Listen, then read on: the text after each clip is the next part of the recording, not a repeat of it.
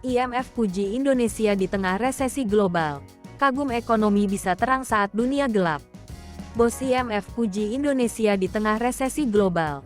Indonesia disebut bisa tetap terang di tengah ekonomi global yang berada di titik tergelap.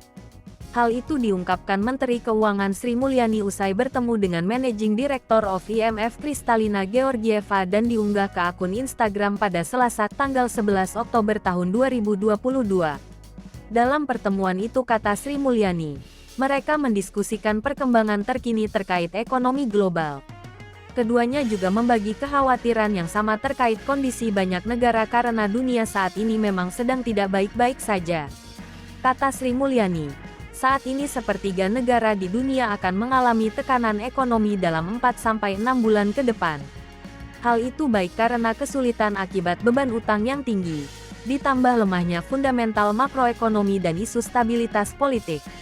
Menurut Sri Mulyani, hal ini terjadi tidak saja di negara berkembang, namun juga kondisi di banyak negara maju.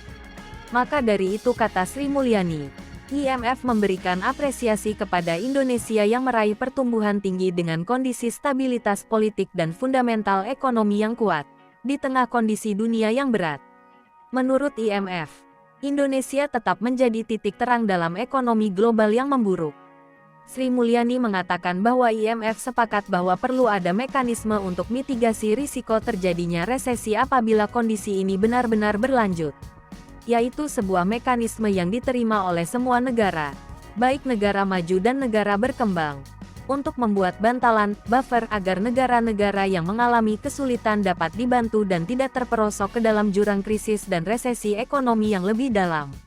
Sri Mulyani memastikan bahwa Indonesia akan terus aktif mendukung dirumuskannya opsi-opsi dan langkah konkret untuk memitigasi risiko multikrisis saat ini.